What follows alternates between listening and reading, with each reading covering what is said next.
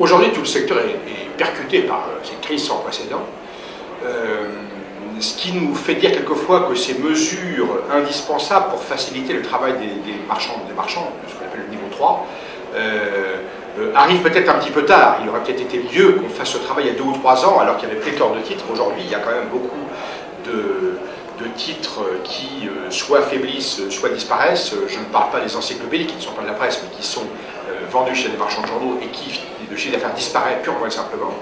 Donc il est absolument indispensable de faire en sorte que ce niveau 2 et ce niveau 3 continuent à exister malgré la crise, de même que les titres vont continuer à exister. Il faut qu'ensemble on arrive à passer la crise pour, espérons que dans quelques temps, alors en mois ou en années, j'espère plutôt en mois qu'en années, l'économie va revenir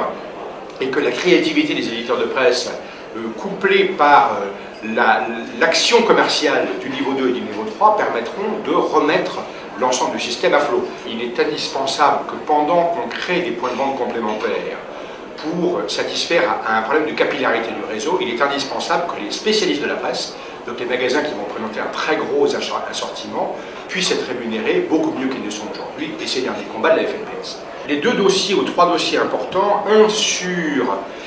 la facilitation du métier, les 2 dispositions de plafonnement des quantités devraient permettre, quand elles seront mises en place, de faire en sorte que les marchands ne reçoivent plus de quantités excessives, d'avoir des réglages qui soient mieux faits et d'éviter effectivement quelques abus qu'on a pu constater par le passé. Et puis il y a un deuxième phénomène qui est plus complexe, qui est le phénomène d'assortiment,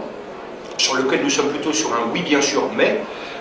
l'assortiment faisant en sorte que les marchands finalement puissent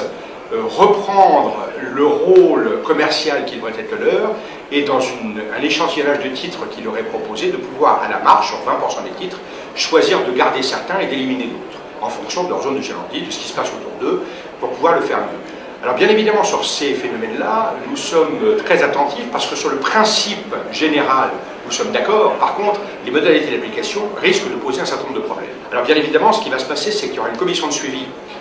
qui va être instaurée par le Conseil supérieur des messageries, qui a travaillé considérablement depuis les États généraux, et qui va permettre d'observer de très très près comment sont les règles qui ont été établies pour l'instant, mais bien sûr ces règles, on pense qu'elles évolueront avec dans la pratique, chemin faisant, pour faire en sorte que petit à petit, on arrive à faire quelque chose qui soit raisonnable. Alors, le deuxième point qui me paraît très important aussi, c'est, on parlait du Conseil supérieur des messageries, qui a pris le dossier à bras-le-corps et qui a commencé à essayer de faire travailler ensemble. Et là aussi, la FNPS, depuis toujours, voudrait qu'il puisse y avoir une concurrence régulée, une coopération et une discussion entre les grandes messageries, sachant qu'il y a des points qui devraient être communs, selon nous, genre les circuits informatiques au démarrage, il y a des choses comme ça qui devraient pouvoir être communs à tout le monde. On avait évoqué un jour le réseau ferré français, il y a des réseaux qui peuvent être communs, puis ensuite, il y a une concurrence qui s'est établie dessus. Donc, on a trouvé formidable que le Conseil supérieur ait attaqué le problème du niveau 2 pour faire en sorte qu'on arrive à redessiner une carte de France, parce qu'aujourd'hui le niveau 2 va très mal,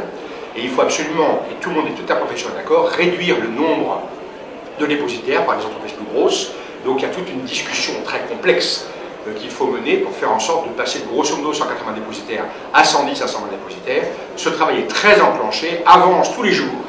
et il est absolument indispensable. Alors c'est peut-être la crise qui force tout le monde à réagir plus vite, mais le boulot est en train de se faire, et ça c'est un point tout à fait considérable.